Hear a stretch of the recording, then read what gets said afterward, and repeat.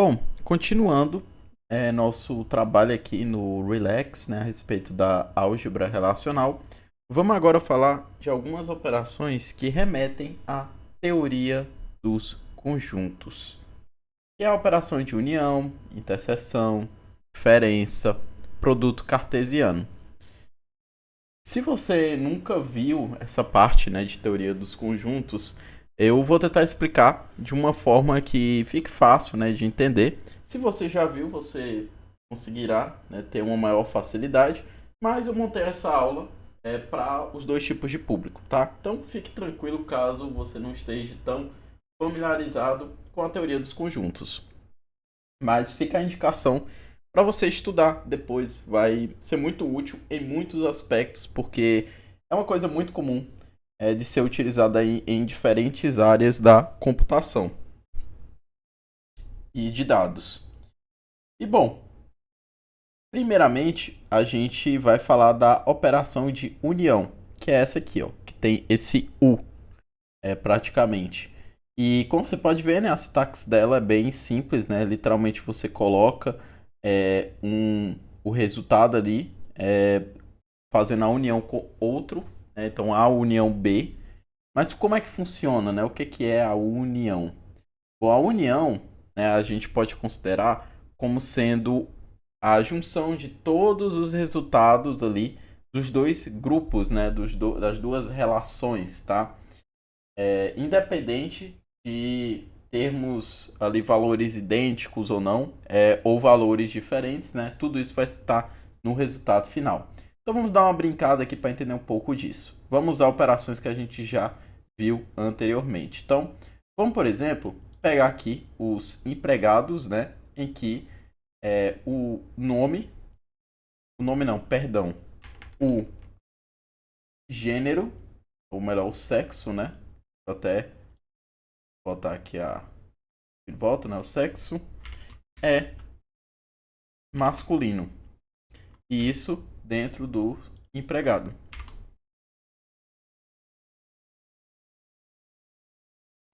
Aqui é aspas simples, tá? Se for aspas duplas, ele não entende. Prontinho. Se eu executar aqui, a gente já fez essa operação antes, vou ter apenas as pessoas do sexo masculino. Se eu pegar essa mesma estrutura e trocar aqui pelo sexo feminino e executar selecionando apenas aqui essa cláusula, você vai ver que a gente vai ter, né, as três pessoas aqui que são do sexo feminino. Então aqui a gente pode colocar, né, empregado para masculino, né, e empregado para feminino, tá? E aí, o que é que a gente vai fazer? Digamos que eu queira, né, agora juntar esses dois resultados, né? Eu quero unir essas duas relações. Então basta eu vir aqui, ó, botar empregado, né, masculino, união, né, com empregado feminino. Se eu executar isso aqui, obviamente que no final eu vou ter o mesmo resultado que só selecionar empregado, né? Porque todos os empregados são ou do sexo masculino ou do sexo feminino, né? Se eu tenho um grupo para cada um deles e depois eu junto os dois, né, pela união, eu vou ter o mesmo resultado no final. Então perceba que eu tenho uma tabela, porque eu simplesmente pego as quatro linhas aqui, né, que foram geradas desse filtro e faço a união com essa relação aqui. Então ele junta, ele vai deixar todos os resultados aqui na mesma relação no final. Bom, mas o que é que acontece se, por exemplo, tiver linhas repetidas, né? Vamos fazer isso. Para isso, basta a gente vir aqui, né, e aí a gente pode mudar aqui a condição. Vamos considerar, por exemplo, o salário, né? Então, o salário é menor que 2.000.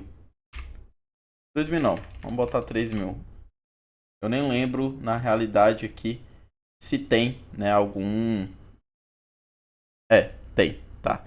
Tem aqui pessoas que ganham menos que 3.000. Aí deixa eu aproveitar e ver aqui as faixas, né? Ó, beleza, ó. Esse aqui eles ganham menos que 3.000. Aí, digamos, então vou ter empregados. Aí eu vou botar empregados 3.000 aqui só pra facilitar o processo, né? Tem que ver aqui se ele... eu acho que ele não consegue ter de número aqui. Então vamos botar só 3.000 assim. Perfeito. E aí nós vamos ter o empregados, por exemplo, vão ganhar menos que 5 mil, né? Vamos supor aqui. Vocês já estão vendo que vão ter valores, né, repetidos, né? O pessoal que ganha menos que 3 mil vai aparecer nesse grupo aqui de 5 mil, tá? E eu tô fazendo isso de propósito só pra gente entender o comportamento, né? Então vou rodar aqui, ó, só pra gente ver.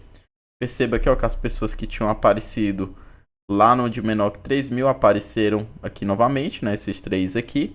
Mas aí apareceu esses outros 2 aqui, porque, enfim, eles ganham acima de 3 mil, então eles só apareceram nesse grupo aqui, né, que é abaixo de 5 mil. E aí vamos repetir aqui a operação de união. Vamos selecionar isso aqui só para considerar esse grupo e vamos executar. E olha só, né, o que é que vai acontecer. As linhas, né, os registros, as tuplas que se repetem, elas não vão aparecer duplicadas no final da união. Como já tem, né, ele mantém ali. Pense só, ele está levando em conta todas as tuplas que pertencem a um dos grupos, né, ou aos 2 grupos. Mas no final ele vai garantir meio que uma unicidade, né, não vai ter duplicação. Então perceba que eu não tive duplicação das pessoas aqui, ó, que ganham abaixo de 3 mil, né? Por mais que elas aparecessem nos 2 grupos, né? Vai até ver, ó, que aqui a gente tem 5 linhas, 3 linhas e no final ficou só 5 linhas porque essas 3 linhas estão dentro dessas 5 linhas aqui, tá bom? Então é isso, valores repetidos, né, que aparecem aqui em todos os grupos, ele mantém a unicidade, né? Ele não vai duplicado, tá? Pelo menos esse é o padrão da operação de união, certo? E lembrando, né, ele sempre vai unir em relação as tuplas, tá? E os grupos, eles precisam ter as mesmas colunas, tá? Isso também é outra informação importante, porque, por exemplo, né, se eu fizer a projeção aqui, dessa relação aqui do filtro, né, e aí digamos que eu pego aqui só o pnome, tá? Então aqui eu vou estar no final, ó, só o nome, né, das pessoas que ganham abaixo de 3 mil. Se eu vier aqui nesse grupo de baixo e pegar outra coisa, por exemplo, o mnome, ao invés do pnome, e eu tentar fazer a união entre elas, perceba que ele vai ter um comportamento um pouco esquisito, tá? No fim, ele uniu aqui tudo em torno do pnome, né?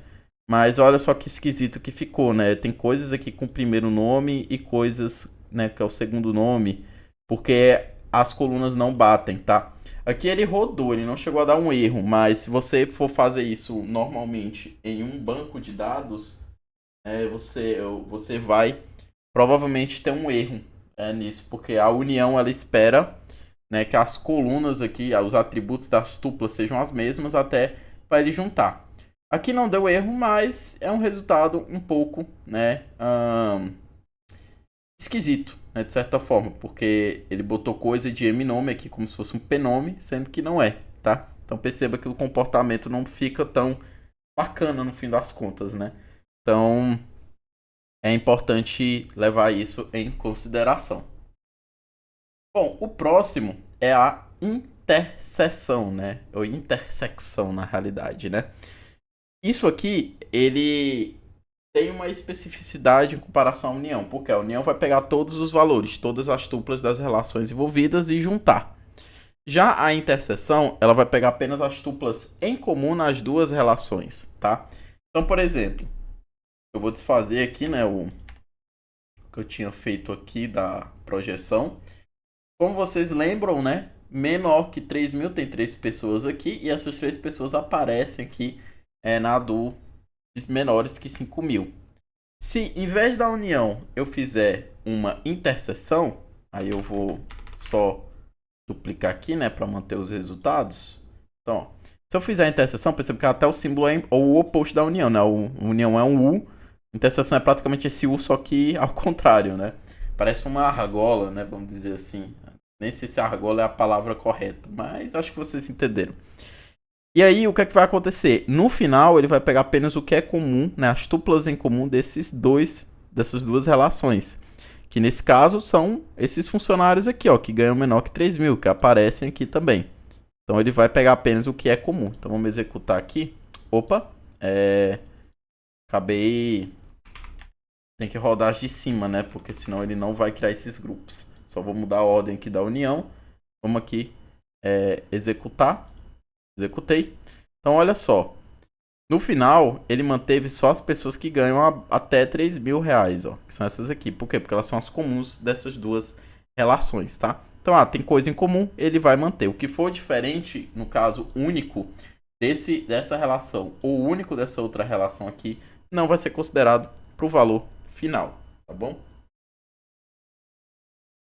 Aí talvez você esteja até agora perguntando, pô Yuri, mas onde é que eu vou usar a união? Onde é que eu vou usar a interseção? Então, a união ela é muito comum quando a gente está querendo construir uma tabela no final, em uma relação, né? Que ela vai ser uma concatenação dos registros de outras relações, né? Então imagina só, tu tem clientes do produto A, clientes do produto B, clientes do produto C. Você quer juntar todas essas relações, todas essas tabelas, para no final ter uma tabela única de cliente. Então, nesse caso, é uma operação de união. Tá? Vai ser útil nesse tipo de cenário. E normalmente a gente usa nesse contexto. A interseção já envolve quando você quer pegar coisas em comum, né? Aquelas duas relações. Então, por exemplo, digamos que eu tenho clientes, né, do produto que compraram o produto A e clientes que compraram o produto B. E aí, digamos que eu queira, né, por exemplo, pegar desses clientes, né, e fazer uma interseção para pegar os clientes que compraram tanto o produto A como o produto B. E aí, esse é um cenário de interseção, né, porque eu quero pegar um comportamento, né, em comum, né, que aparece ali nos dois grupos, nas duas relações, tá? Então, é normalmente essa linha de raciocínio para quando a gente vai usar interseção ou união. Nos exercícios isso também vai ficar bem mais claro, tá?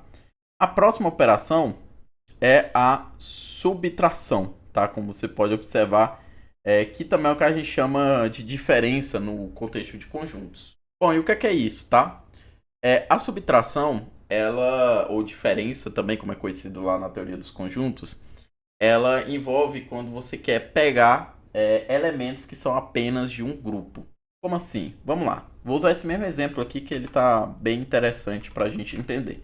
Então, tenho aqui empregados que ganham menos que 3 mil e eu vou subtrair dos empregados que ganham até 5 mil. Qual é a lógica da diferença? Bom, eu vou pegar, né, os empregados que ganham 3 mil e que não aparecem no que ganham até 5 mil.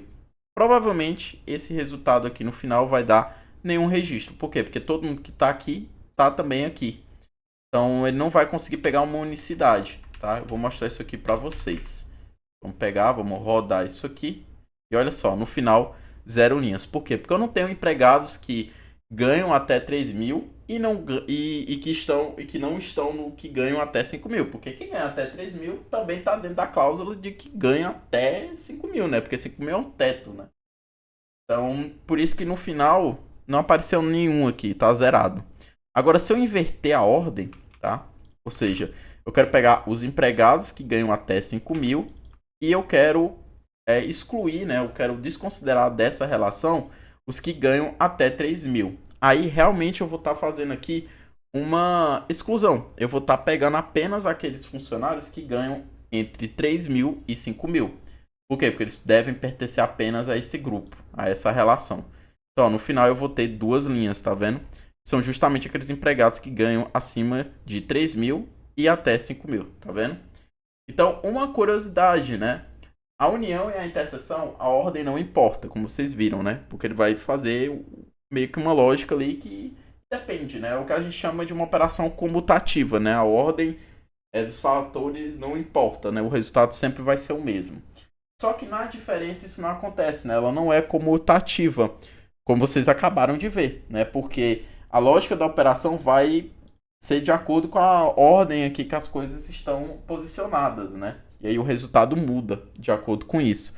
Então, é um ponto aí, uma propriedade muito importante da teoria dos conjuntos que a gente está conseguindo ver aqui na prática, né? Na parte de álgebra relacional. Bom, fora isso, né, da diferença, agora a gente vai para a última operação, né, da teoria dos conjuntos. Bom, e como é que funciona esse produto cartesiano? Eu vou registrar aqui para ficar fácil, né, de vocês entenderem, né, como é que funciona essa operação, tá? Então, vamos lá. Vamos imaginar que a gente tem um grupo aqui, A, em que a gente vai ter, né, justamente o A, B e o C, tá? Esse aqui é um grupo, certo? E aí vamos ter outro grupo aqui que vai ser 1, 2 e 3, tá? Imagine que isso aqui é como se fossem tuplas, né, de duas relações diferentes. O que é o produto cartesiano? O produto cartesiano, ele vai cruzar as tuplas de uma relação com as tuplas da outra. Como assim? Esse A aqui vai ter uma tupla, né, que vai ter A combinado com 1. Depois outra A combinado com 2. Depois outra A combinado com 3. Mesma coisa com B. B para 1, B com 2, B com 3.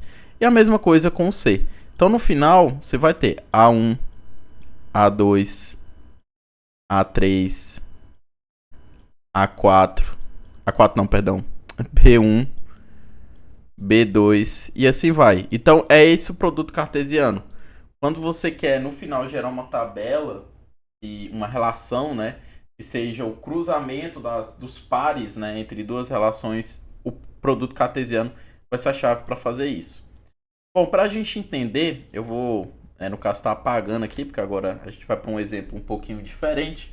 É o seguinte, eu vou pegar os departamentos, né? Então vamos vir aqui, ó, vou selecionar apenas o nome, né, do departamento, certo? Se eu fizer aqui, né, eu vou ter aqui os dois departamentos, né, existentes, o operacional e o administrativo. E aí, digamos que por algum motivo, né, seja para gerar um indicador ou uma regra de negócio, a gente precisa colocar ali todos os empregados, né, espalhados para cada departamento, como um tapar, né, de empregado e departamento. Não considerando necessariamente que aquele empregado é gerente ou é empregado do departamento. A gente quer simplesmente, tem 2 departamentos, tem 6 empregados, então eu quero fazer um par de cada empregado com cada departamento. Pronto. Então, vamos, por exemplo, selecionar aqui o nome, né, do empregado. E aí a gente vai ter aqui justamente os departamentos, né? E aqui todos os empregados, né? No caso aqui pegando só o nome e aqui só pegando o nome do departamento também. E aí eu quero fazer o produto cartesiano. Para isso tu vai usar isso aqui, que tem vários nomes, tá? Produto cartesiano, junção cruzada, cross-join, tá? Essa é o tipo, as diferentes nomes, né, que tem para essa operação. Então a gente vai aplicar aqui o produto cartesiano, né? Departamento vezes os empregados, e aí vamos executar a consulta. Então perceba que no final a gente ficou com 14 linhas. Por quê? Eu vou ter aqui todo mundo, né, cada empregado, certo? De acordo com cada departamento. Aí perceba aqui que, por exemplo, a Helena, né, ela aparece aqui no operacional e aqui também, ó, ela aparece no administrativo. Mesma coisa o Fernando, né, o Carlos também, ó, aparece aqui com os 2 departamentos. Então esse é o produto, né, cartesiano. Ele vai fazer o cruzamento e montar os pares, né, das duas relações, tá? O resultado, né, isso aqui não é apenas coincidência, né? Por você sair montando os pares, o resultado final, a quantidade de linhas, né, de tuplas que vão ser aqui da relação gerada do produto cartesiano, vai ser equivalente à multiplicação aqui da quantidade de tuplas, né, nas relações envolvidas da operação. Então, 7 vezes 2, 14, tá vendo? Yuri, em que isso aqui é útil? Bom, alguma lógica específica que você precise gerar todos os pares possíveis. Imagine também um contexto de, por exemplo, eu tenho um evento, né, que pode acontecer dia sim, dia não, mas eu quero, né, por exemplo, pegar todas as datas de um mês, como por exemplo o mês de janeiro, pegar todas as datas, e eu quero gerar um par, né, considerando esse evento, né? E aí, os dias em que esse evento aconteceu, eu vou dizer que, ok, nessa data aconteceu. E nos que não aconteceram, eu vou marcar, né, como não aconteceu. Então, a lógica de você sair construindo esses pares de um jeito automatizado é um uso de um produto cartesiano, tá?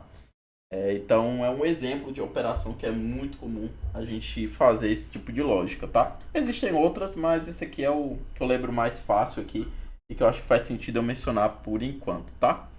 Então, é isso, pessoal. Eu diria que essa é uma operação um pouquinho mais chatinha, né, das de conjunto, mas eu espero que tenha ficado claro, né, a ideia.